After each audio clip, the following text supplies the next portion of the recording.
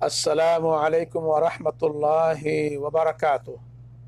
الحمدللہ رب العالمین والصلاة والسلام علی رسولہ الکریم، اما بعد، اعوذ باللہ من الشیطان الرجیم، بسم اللہ الرحمن الرحیم، ومن يدبر الامر فسيقولون اللہ، وقال تعالی فی موضع آخر ایضا، قل انما ادعو ربی ولا اشرک به احدا، وقال النبی صلی اللہ علیہ وسلم الدعاء هو العبادہ، رواہ الترمذی۔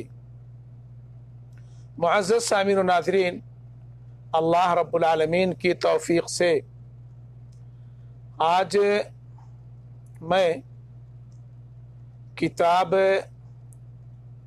اسلامی عقیدہ کا 11واں چیپٹر، جو اللہ تعالیٰ کے ساتھ شرک کی نفی سے متعلق ہے، سوال و جواب کی شکل میں پیش کرنے کی کوشش کر رہا ہوں۔ اللہ رب العالمین سے ہم یہ دعا کرتے ہیں کہ اللہ تعالیٰ ہم جو کچھ کہیں اور جو کچھ سنیں اس کے مطابق ہمیں عمل کی توفیق عطا فرمائے۔ معزز سامعین و ناظرین،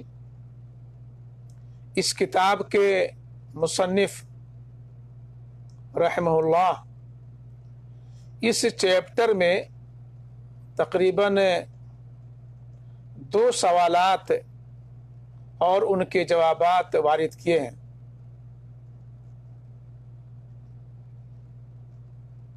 پہلا سوال ہے کہ ہم اللہ تعالیٰ کے ساتھ شرک کی نفی کس طرح کریں۔ اس سے پہلے کے درس میں ہم نے اچھی طرح سے جان لیا کہ شرک کیا ہے اور شرک اکبر کی کون کون سی قسمیں ہیں، شرک اکبر کیا کیا ہیں۔ تو آج سوال یہ پیدا ہوتا ہے کہ ہم اللہ تعالیٰ کے ساتھ شرک کی نفی کس طرح کریں۔ مصنف رحمہ اللہ نے اس سوال کا جواب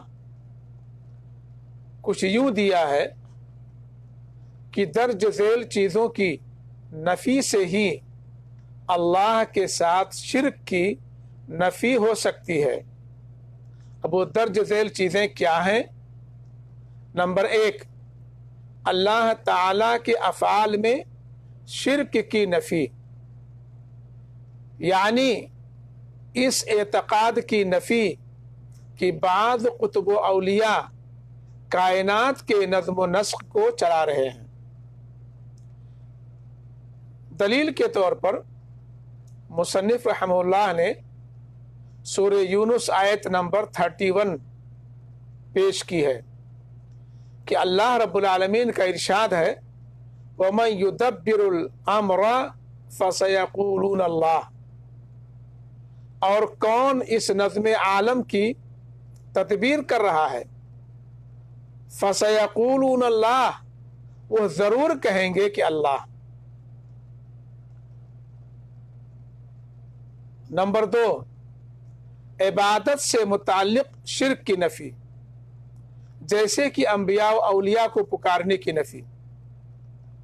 فرمان الہی ہے قل انما ادعو ربی ولا اشرک بہ شیئا، اے نبی صلی اللہ علیہ وسلم کہو کہ میں اپنے رب کو پکارتا ہوں اور اس کے ساتھ کسی کو شریک نہیں کرتا، سورہ جن آیت نمبر 20۔ اسی طرح اللہ کے نبی صلی اللہ علیہ وسلم نے ارشاد فرمایا الدعاء هو العبادہ، کہ پکارنا ہی عبادت ہے۔ یہ ترمذی شریف کی روایت ہے۔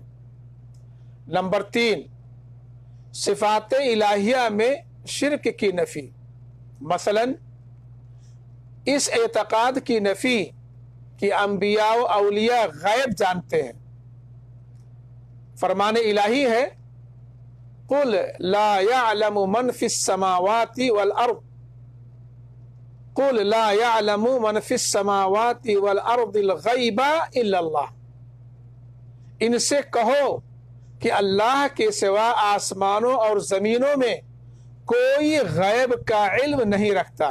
سورہ نمل آیت نمبر 65۔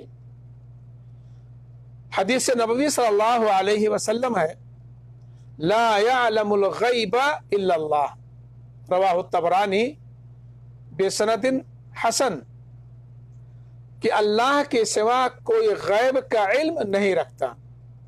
نمبر 4، تشبیہ سے متعلق شرک کی نفی، یعنی اس بات کی نفی کہ اللہ کی پکار کے وقت واسطہ ضروری نہیں، جس طرح بادشاہ کے پاس بغیر واسطہ کے نہیں جا سکتے، اسی طرح خالق کی مخلوق سے تشبیہ دے دی اور یہ شرک ہے۔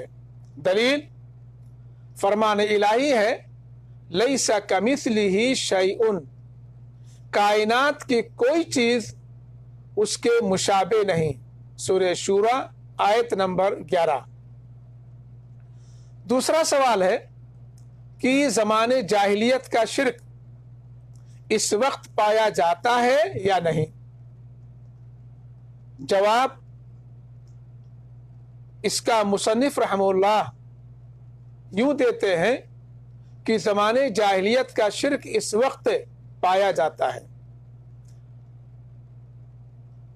پہلے کے مشرکین اللہ کے خالق و رازق ہونے کا عقیدہ رکھتے تھے، لیکن وہ اللہ کے بت، وہ اولیاء کے بت بنا کر پکارتے تھے اور انہیں تقرب کا واسطہ سمجھتے تھے۔ ان کا یہ واسطہ اللہ کو پسند نہ آیا بلکہ انہیں کافر گردانا۔ اللہ رب العالمین کا فرمان ہے وَالَّذِينَ اتَّخَذُوا مِن دُونِهِ أَوْلِيَاءَ مَا نَعْبُدُهُمْ إِلَّا لِيُقَرِّبُونَا إِلَى اللَّهِ زُلْفَىٰ إِنَّ اللَّهَ يَحْكُمُ بَيْنَهُمْ فِيمَا هُمْ فِيهِ يَخْتَلِفُونَ إِنَّ اللَّهَ لَا يَهْدِي مَنْ هُوَ كَاذِبٌ كَفَّارٌ۔ وہ لوگ جنہوں نے اس کے سوا دوسرے سرپرست بنا رکھے ہیں اور اپنے اس فعل کی توجیہ یہ کرتے ہیں کہ ہم تو ان کی عبادت صرف اس لیے کرتے ہیں کہ وہ اللہ تک ہماری رسائی کرا دیں، اللہ یقیناً ان کے درمیان ان باتوں کا فیصلہ کر دے گا جن میں وہ اختلاف کر رہے ہیں۔ اللہ کسی ایسے شخص کو ہدایت نہیں دیتا جو جھوٹا اور منکر حق ہو۔ سورہ زمر آیت نمبر 3۔ اللہ تعالیٰ کے لیے کسی بھی واسطے کی ضرورت نہیں، وہ سب سے قریب اور سب کچھ سننے والا ہے۔ فرمان الہی ہے وَإِذَا سَأَلَكَ عِبَادِي عَنِّي فَإِنِّي قَرِيب۔ اے نبی صلی اللہ علیہ وسلم، میرے بندے تم سے میرے متعلق پوچھیں، میرے بارے میں پوچھیں تو بتا دو کہ میں ان سے قریب ہی ہوں۔ سورہ بقرہ آیت نمبر 186۔ معزز سامعین و ناظرین، دور حاضر میں بہت سے مسلمان قبروں میں مدفون اولیاء کو قربت الہی کے لیے پکارتے ہیں۔ مشرکین فوت شدہ اولیاء کے بت بنا کر پوچھتے تھے، آج مسلمان فوت شدہ اولیاء کی قبریں بنا کر پوچھتے ہیں، جبکہ قبر کا فتنہ بت سے زیادہ خطرناک ہے۔ پہلے کے مشرکین سختیوں میں صرف اللہ کو پکارتے تھے، آسانیوں کے وقت اس کے ساتھ شریک کرتے تھے، جیسا کہ اللہ رب العالمین نے ارشاد فرمایا فَإِذَا رَكِبُوا فِي الْفُلْكِ دَعُوا اللَّهَ مُخْلِصِينَ لَهُ الدِّينَ فَلَمَّا نَجَّاهُمْ إِلَى الْبَرِّ إِذَا هُمْ يُشْرِكُونَ۔ جب یہ لوگ کشتی پر سوار ہوتے ہیں تو اپنے دین کو اللہ کے لیے خالص کر کے اس سے دعا مانگتے ہیں، اس کو پکارتے ہیں۔ پھر جب وہ انہیں بچا کر خشکی پر لے آتا ہے تو یکایک یہ شرک کرنے لگتے ہیں۔ اس بنا پر یہ کیسے جائز ہو سکتا ہے کہ مسلمان سختی یا آسانی میں غیر اللہ کو پکاریں؟ یہ آیت کریمہ سورہ عنکبوت کی ہے۔ معزز سامعین و ناظرین، ہم نے اچھی طرح سے جان لیا کہ اللہ تعالیٰ کے ساتھ شرک کی نفی ہم کیسے کریں۔ اللہ رب العالمین سے دعا ہے کہ اللہ تعالیٰ ہمیں موحد بنائے، متبع سنت بنائے، ہر طرح کے شرکیات اور بدعیات سے ہماری حفاظت فرمائے، دنیا اور آخرت میں کامیاب کرے۔